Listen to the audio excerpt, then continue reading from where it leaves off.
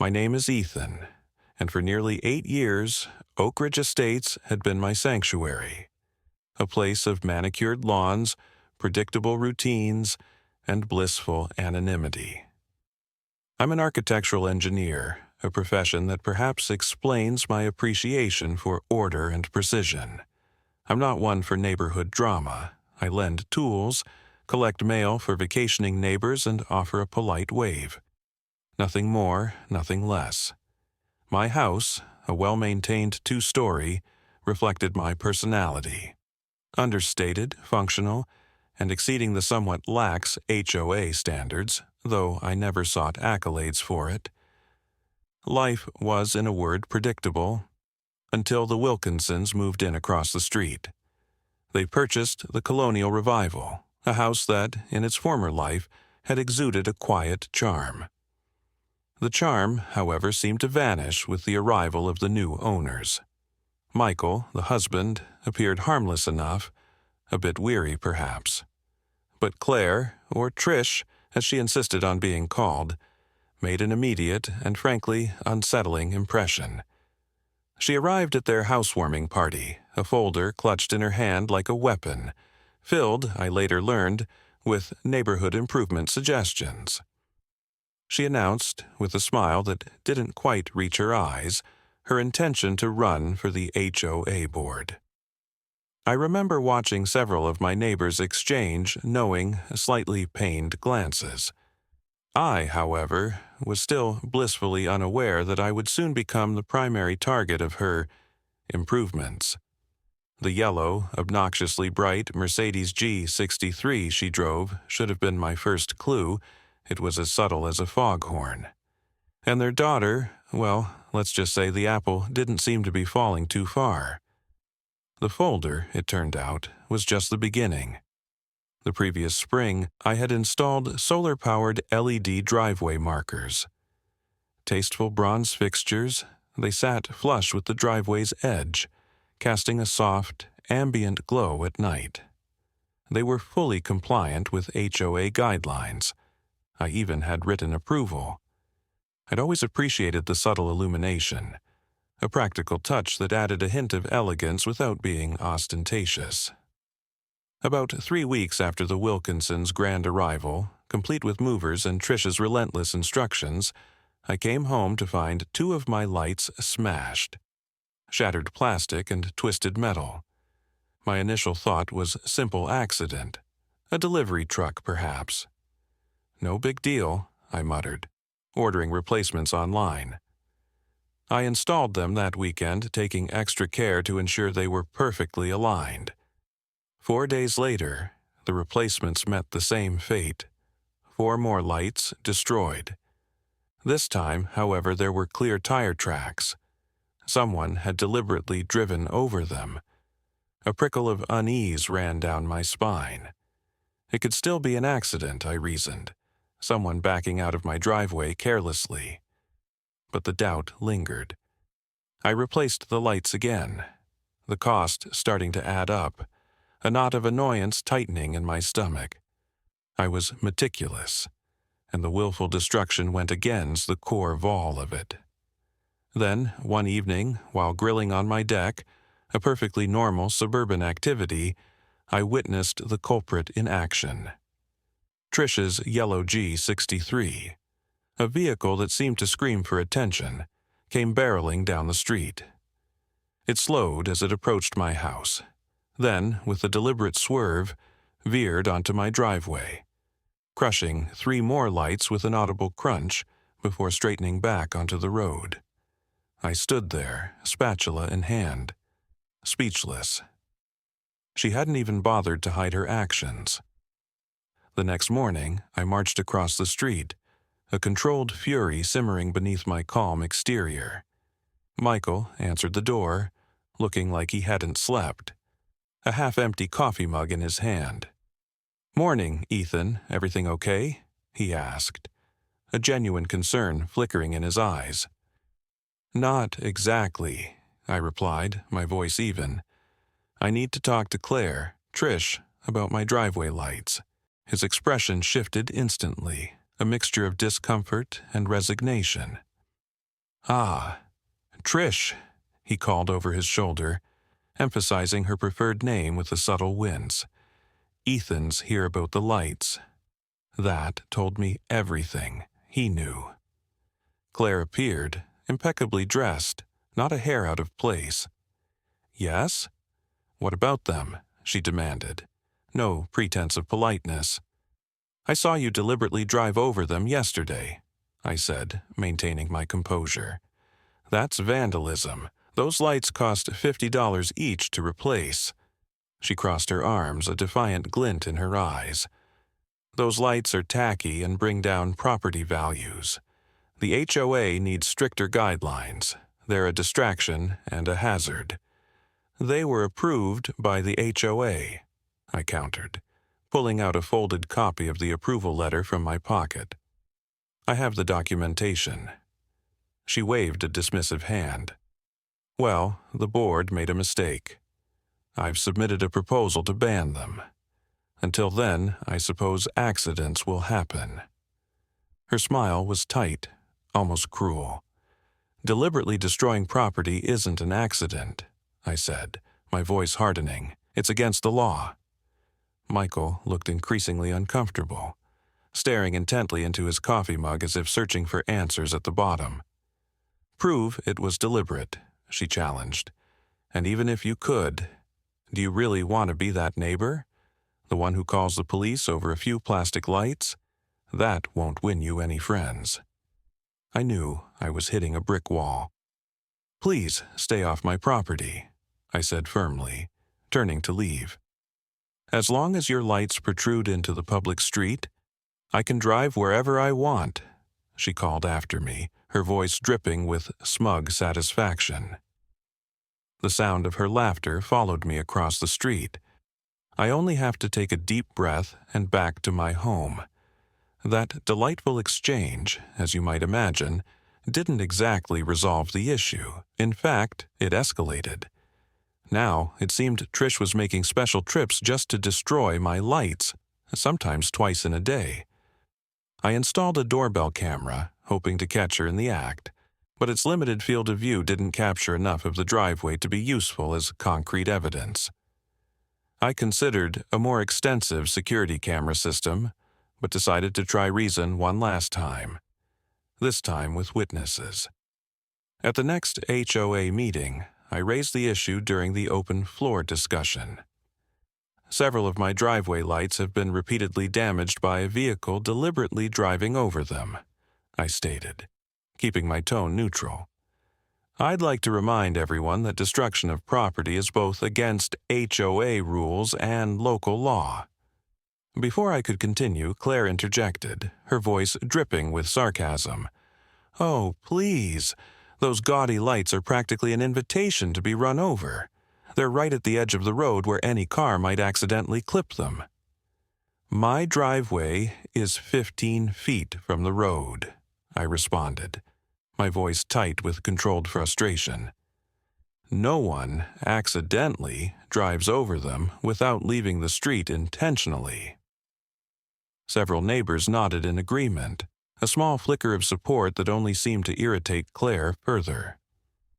Well, perhaps if they weren't so distracting, drivers wouldn't veer towards them, she huffed. They're like a runway landing strip, completely excessive for a residential neighborhood. Barbara, the HOA president, a woman known for her even temper and adherence to procedure, intervened. Claire, approved fixtures cannot be deliberately damaged, regardless of personal taste. Ethan has the right to have his property respected. Claire dismissed this with a wave of her hand. I'm merely suggesting that if he chose more subtle fixtures, he might not have this problem. I left that meeting with a sinking feeling. Things were going to get worse, and they did. The next morning, every single remaining light, all 12 of them, had been smashed. Tire tracks showed she had driven the entire length of my driveway, a systematic and thorough act of destruction. This was beyond petty. This was war. As an engineer, I'm trained to solve problems, and Trish Wilkinson had just become a very specific, very annoying problem. That evening, I dove into research. I needed something beyond the flimsy, consumer-grade driveway markers I'd been using. I explored heavy-duty options, designed for commercial properties, even construction sites. Most were still too fragile. Then I found them. Runway-grade aviation lights. These weren't just lights, they were practically indestructible. Metal housings, reinforced polycarbonate lenses, and a mounting system designed to be embedded in concrete. They were rated to withstand the weight of aircraft. A G63 wouldn't even register. More importantly, they were low profile enough to pass as regular driveway markers to the casual observer. The price tag was eye-watering, nearly $300 each, but at this point it was a matter of principle. I ordered 8, along with a specialized concrete anchoring system. Installation took an entire weekend. I had to cut into my driveway, create proper footings, run conduit for traditional electrical wiring. These beasts were too power-hungry for solar, and meticulously patch everything to maintain a clean appearance.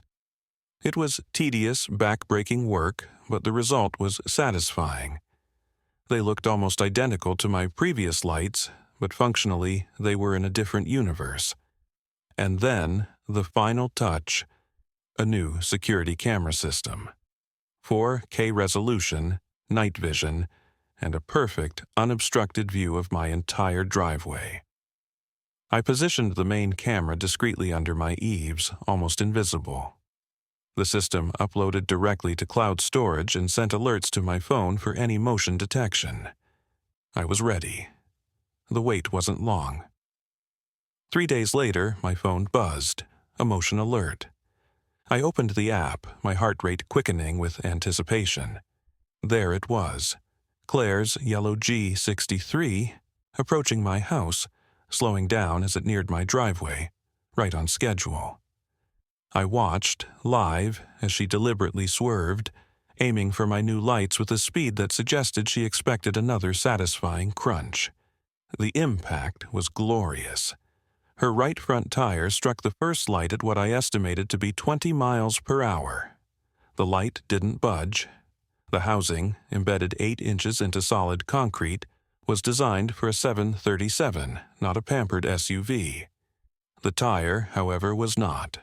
There was a sharp, explosive pop, followed by the sickening screech of metal on pavement. The G63 lurched violently, the rim scraping against the asphalt as Claire briefly lost control. But there was more. A fine, vibrant yellow mist erupted from the light, coating the side of her precious vehicle in a layer of indelible, industrial-grade paint. My little upgrade had worked perfectly. She managed to straighten out, but the damage was done. The G63 limped forward, listing heavily to the right, the unmistakable flapping sound of a shredded tire echoing down the street. She made it about 50 yards before she was forced to stop, a picture of dejected defeat. From my camera view, I saw her exit the vehicle, inspect the damage, the shredded tire, the mangled rim, the Jackson Pollock-esque paint job, and then look back towards my house with an expression of pure, unadulterated rage. She pulled out her phone, likely calling for roadside assistance, and then sat on the curb, periodically glaring in my direction. I didn't gloat. I didn't even go outside. I simply saved the video footage and went back to making dinner. Sometimes the best revenge is served cold, with a side of poetic justice. Meanwhile, across the street, our neighborhood's resident gossip, Mrs. Henderson, happened to be watering her petunias, which, suspiciously, always seemed to need watering whenever something interesting was happening. She witnessed the entire spectacle, her jaw dropping in disbelief. Within minutes, pictures and videos of the Yellow Peril's demise were circulating on the neighborhood social media group, accompanied by a flurry of witty and not-so-witty comments. The G63, once a symbol of Claire's supposed superiority, was now the subject of widespread ridicule. The next day, around 9 a.m., a furious pounding on my door announced Claire's arrival. She was accompanied by a man in a suit, who she immediately identified as her attorney, Andrew. "Your booby-trapped lights destroyed my tire, damaged my rim, and ruined the paint on my G63, she shrieked, her face a mask of fury. "The repair bill is over $700 plus the cost of repainting. You'll be hearing from Andrew here about compensation and damages." I maintained a calm demeanor. "Good morning, Claire. And Andrew, is it? I'm a little confused. Were you driving on my property?" "You know exactly what I'm talking about," she snapped. "Those metal spikes you installed," Andrew clarified, looking slightly uncomfortable. "Actually, they're standard FAA-approved runway marker lights," I replied with a polite smile. "Completely legal, properly installed, and fully compliant with building codes and HOA regulations. But again, they're on my property. Were you driving on my property without permission?"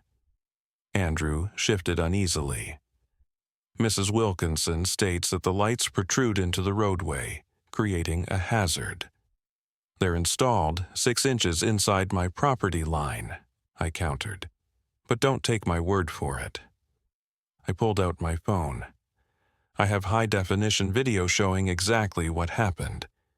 Would you both like to see it? I played the footage. Claire's deliberate swerve, the tire blowout, the paint explosion, her reaction.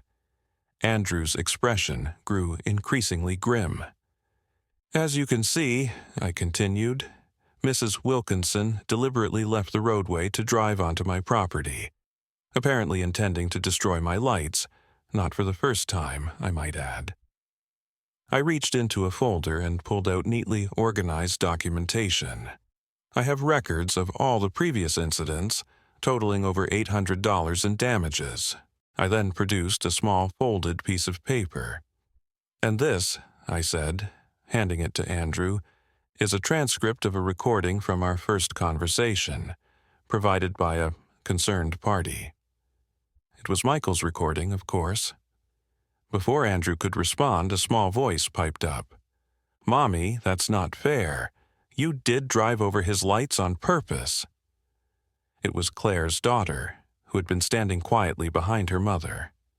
Claire whirled around, her face a mixture of shock and embarrassment. Andrew cleared his throat. "Mrs. Wilkinson, I think we should discuss this privately." Claire, however, wasn't finished.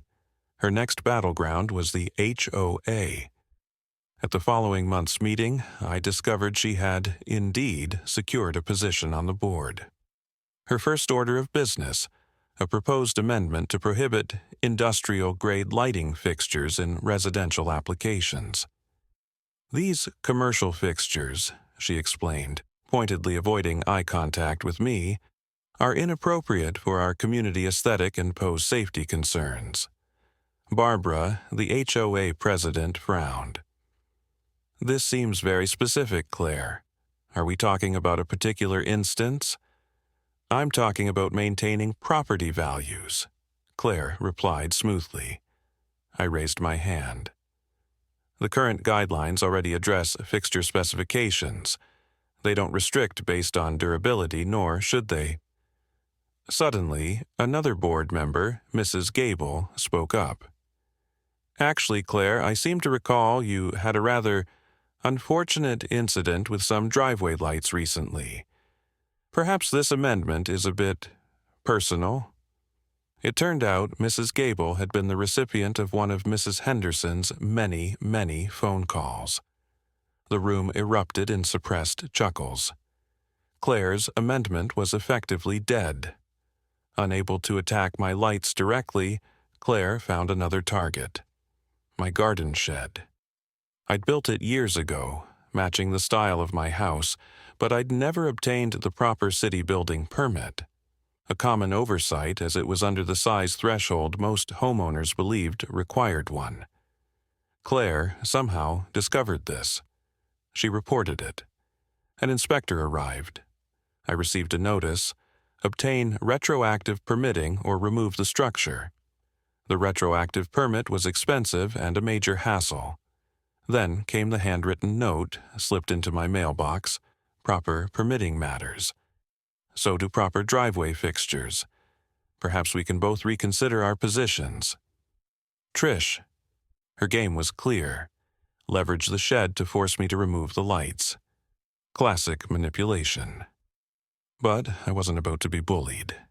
Instead, I did some research, and I discovered something interesting. Claire's elaborate stone garden wall, the one she was so proud of, appeared to encroach on the municipal easement. I took measurements, consulted property maps, confirmed. I didn't report it immediately. I went to the Wilkinsons' house one evening.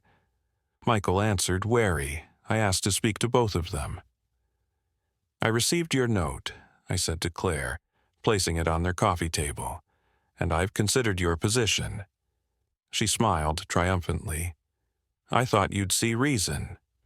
I have, I agreed, but I think you should have all the information. Your garden wall encroaches 8 inches onto the municipal easement. Her smile faltered. That's ridiculous. Nevertheless, it encroaches, I said, placing my documentation on the table. Code enforcement takes these violations seriously.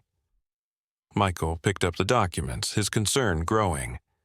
Trish, this looks legitimate. The penalty, I continued, would be complete removal and restoration. At your expense. Claire's face was a study in conflicting emotions. However, I said, I have no interest in escalating this. I'm willing to forget about the wall if you drop the shed complaint and cease destroying or reporting my property. Michael spoke before she can answer. She is a lawyer, do you know that? Really, I didn't, but now it makes sense. Michael jumped in. That sounds more than fair, Trish. Don't you agree? It wasn't a question. Claire's lips thinned. Fine, she bit out. I'll contact the city tomorrow. As I was leaving, I saw Claire's daughter looking at me. Thank you, she whispered. I went over, crouched down. It's all right. I know your mom can be a bit much sometimes, but you don't agree to her. She smiled. The following day, true to her begrudging word, Claire contacted the city and withdrew the complaint against my shed. It was a small victory, a silent acknowledgement of the stalemate we'd reached. My bulletproof, paint-spewing lights remained firmly in place, a testament to the power of over-engineering and a healthy dose of spite. The uneasy truce had begun. Surprisingly, the shift in Claire was more profound than I'd anticipated. Perhaps it was the public humiliation of the G63 incident, the legal advice from Michael, the disapproval of her daughter, or a combination of all three. Whatever the catalyst, she began to redirect her formidable energy. Within 2 weeks, she'd organized a committee to renovate the neighborhood playground, something that had been neglected for years. She was, I had to admit, remarkably effective. She secured funding, organized volunteers, and even managed to charm donations of materials from local businesses. Michael, seemingly relieved by this turn of events, became more approachable. He'd wave when he saw me, and occasionally we'd chat briefly about neighborhood matters. He confided that Claire had always been intense, but that the playground project was a genuinely positive outlet for her. She needs projects, he said with a wry smile, ones that don't involve destroying other people's property. He even admitted, sheepishly, that he'd suggested she focus on community improvements long before the driveway light saga began. The HOA, too, underwent a subtle transformation. Inspired, perhaps, by the robustness of my lighting solution, they reviewed and revised the exterior fixture guidelines, expanding the approved options to include more durable choices. Barbara, the president, even pulled me aside at the summer block party. "You know, Ethan," she said, "after all that fuss last year, we realized we needed to be a bit more flexible. Your unique installation sparked some interesting discussions." I laughed, genuinely pleased that something positive had come from the whole ordeal. The most unexpected outcome was the proliferation of driveway lights throughout Oak Ridge Estates. Not the industrial-grade behemoths I'd installed, of course, but regular solar LED markers. It seemed my stand, however unintentional, had emboldened others to express their own aesthetic preferences, however minor. Claire, naturally, would still occasionally grumble about my airport runway, but it was more of a performative grumble than genuine animosity. She even, on one memorable occasion, almost smiled at me. Michael and I, on the other hand, developed a casual friendship, bonding over our shared experiences of living with, let's just say, strong-willed partners. We even collaborated on a few minor HOA initiatives, finding common ground in our desire for a peaceful, well-maintained community. The G63 was gone, replaced by a much more sensible and significantly less yellow SUV. I heard, through the ever-reliable Mrs. Henderson, that the repair bill had been astronomical, and Claire had decided to cut her losses. It was a fitting end to the vehicle that had become a symbol of her misguided aggression. So, the suburban war ended, not with a bang, but with a slightly awkward, yet ultimately peaceful coexistence. Claire would always be Claire, and I suspected she'd find new battles to fight, new hills to die on. But for now, at least, the driveway lights of Oak Ridge Estates shone brightly, a testament to the enduring power of petty grievances, engineering ingenuity, and the surprisingly redemptive qualities of a well-organized playground renovation. And who knows, maybe one day Claire will actually look up how to be HOA president.